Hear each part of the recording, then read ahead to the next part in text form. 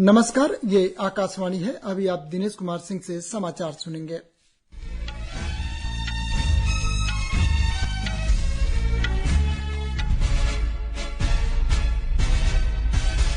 पहले मुख्य समाचार। प्रधानमंत्री नरेंद्र मोदी ने कहा, पंचायती राज संस्थान भारत को 2047 तक एक विकसित राष्ट्र बनाने में महत्वपूर्ण भूमिका निभा सकते हैं। केंद्रीय मंत्री मीनाक्षी लेखी ने कहा, G20 की अध्यक्षता भारत के लिए विश्व के सामने स्वयं को प्रदर्शित करने का एक अवसर। चारा घोटाला मामले में राजद प्रमुख लालू प्रसाद यादव की जमानत रद्द करने की मांग को लेकर सीबीआई ने सुप्रीम कोर्ट का रुख किया। भारतीय ग्रैंड मास्टर प्रज्ञानंद ने फीडे विश्व कप शतरंज में अर्जुन एरिगैसी को 5-4 से हराकर सेमीफाइनल में किया प्रवेश। भारत और आयरलैंड के बीच 3 2020 क्रिकेट मैचों की श्रृंखला का पहला मुकाबला आज डबलिन में खेला जाएगा। अब समाचार विस्तार से। प्रधानमंत्री नरेंद्र मोदी ने कहा है कि पंचायती राज संस्थान भारत को एक विकसित राष्ट्र बनाने में महत्वपूर्ण भूमिका निभा सकते हैं। वीडियो कॉन्फ्रेंसिंग के माध्यम से दादरा और नगर हवेली तथा दमन और दीव में क्षेत्रीय पंचायती राज परिषद की एक बैठक को संबोधित करते हुए श्री मोदी ने कहा कि पंचायत लोकतंत्र के स्तंभ है। उनकी सरकार पंचायती राज संस्थानों को और सशक्त बनाने के लिए प्रतिबद्ध है। पंचायती राज संस्थान विभिन्न क्षेत्रों में महत्वपूर्ण परिवर्तन लाने की विशाल संभावना रखते हैं। उन्होंने भाजपा के जिला पंचायत के सदस्यों को विभिन्न विकास पहलुओं को जन आंदोलन बनाने की दिशा में काम करने का भी आग्रह किया। उन्होंने भारत को 2047 तक एक विकसित राष्ट्र बनाने के लिए प्रत्येक गांव, तहसील और जिले के विकास का दीप जलाने का आह्वान किया।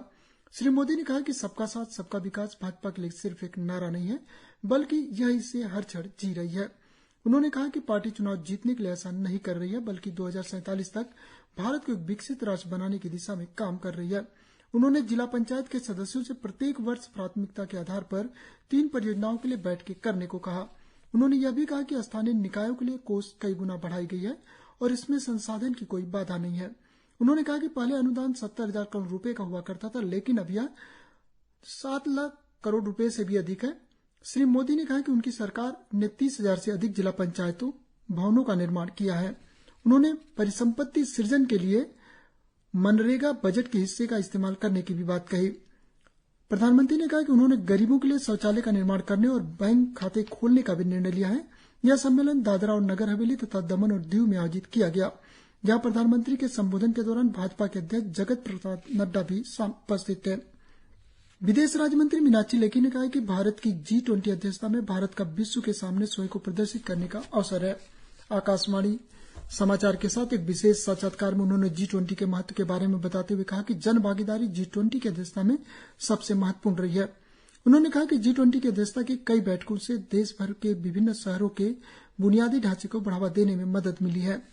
ये विशेष भेंटवार्ता आज रात 9:30 पर आकाशवाणी के FM गोल्ड चैनल के अतिरिक्त मीटरों पर सुना जा सकता है। केंद्रीय रेलवे, संचार और सूचना प्रौद्योगिकी मंत्री अश्विनी वैष्णव ने आज बेंगलुरु में भारत के पहले 3D मुद्रित डाकघर भवन का उद्घाटन किया।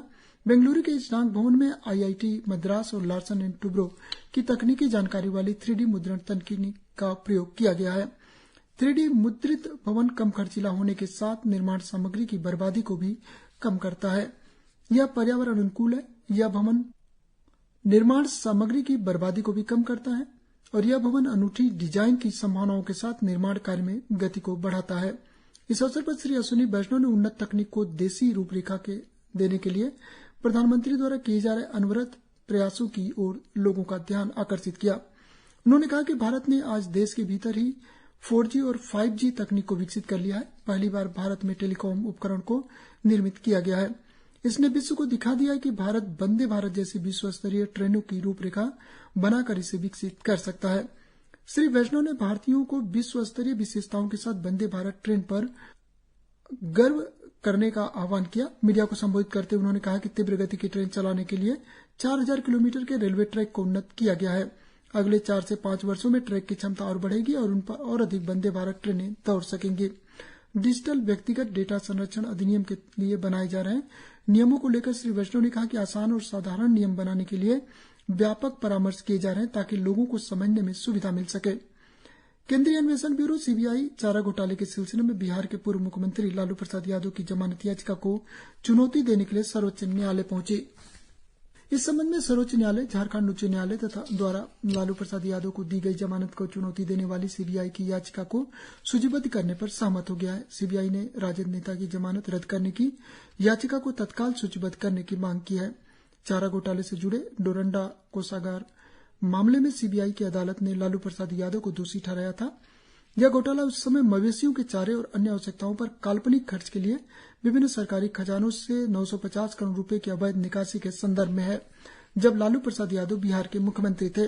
भारतीय अंतरिक्ष अनुसंधान संगठन ने जानकारी दी है कि चंद्रयान 3 के विक्रम लैंडर को आज शाम लगभग 4 बजे एक महत्वपूर्ण प्रक्रिया से गुजरने की उम्मीद है। इस प्रक्रिया के तहत चंद्रमा के निकट कक्षा में स्थापित करने के लिए लैंडर की गति को धीमा किया जाता है। लैंडर को कल प्रोपल्सन मॉडल से सफलतापूर्वक अलग कर दिया गया है। इसके 23 अगस्त को चंद्रमा पर उतरने की उम्मीद है।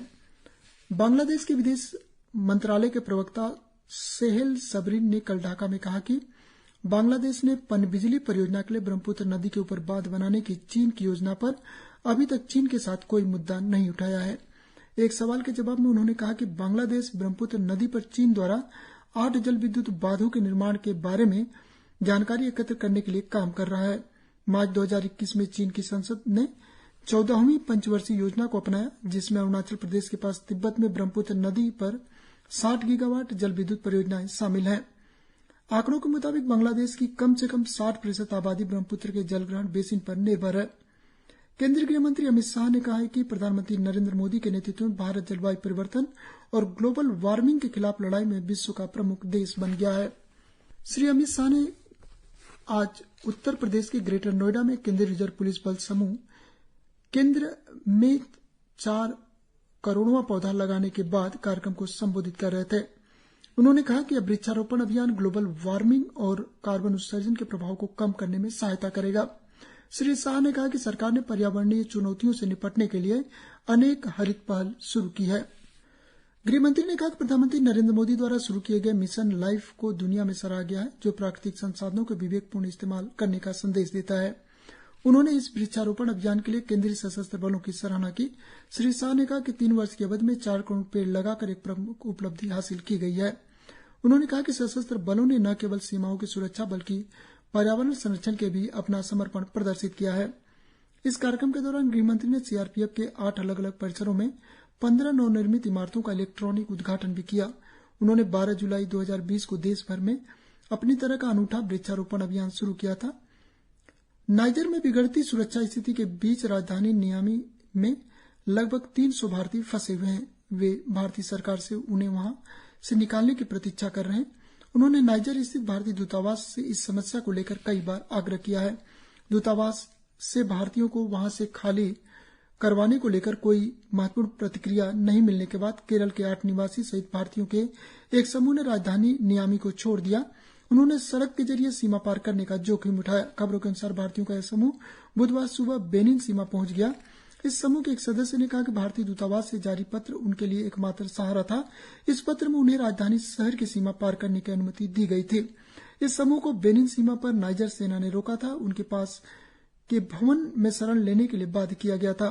बार बार अनुरोध के बाद उन्हें कल सीमा पार करने की अनुमति दी गई थी। बेनिन के अधिकारियों ने उनके पासपोर्ट पर शहर से बाहर निकलने और बेनिन में प्रवेश करने का ठप्पा लगाया। यह समूह आज राजधानी पोर्टो नोवो पहुंचेगा। भारतीय सदस्य वहां से अपने अपने शहरों के लिए उड़ान भरेंगे। भारतीय ग्रैंड मास्टर प्रज्ञानंद ने फीडे विश्व कप शतरंज में अर्जुन एरिगेसी को 5-4 से हराकर सेमीफाइनल में प्रवेश कर लिया है। इस जीत के साथ ही प्रज्ञानंद ने अगले साल होने वाली प्रतियोगिता के लिए अपना स्थान सुरक्षित कर लिया है। सेमीफाइनल में उनका सामना अमेरिका के फेबियानो कैरुआना से होगा। भारतीय पहलवान प्रिया मलिक ने जॉर्डन में आयोजित अंडर 20 विश्व कुश्ती चैंपियनशिप में स्वर्ण पदक जीत लिया है। प्रिया ने 76 किलोग्राम भार वर्ग में फ्री स्टाइल कुश्ती के फाइनल मुकाबले में जर्मनी की लारा सेलाइल क्यूहेन को 5-0 से पराजित किया।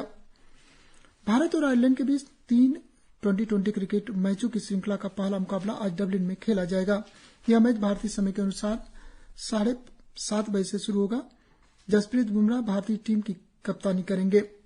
इससे पहले वर्ष 2022 में हार्दिक पांड्या की कप्तानी में भारत ने 2 T20 क्रिकेट मैचों की श्रृंखला 2-0 से जीती थी। इसी के साथ समाचार बुलेटिन समाप्त हुए। नमस्कार।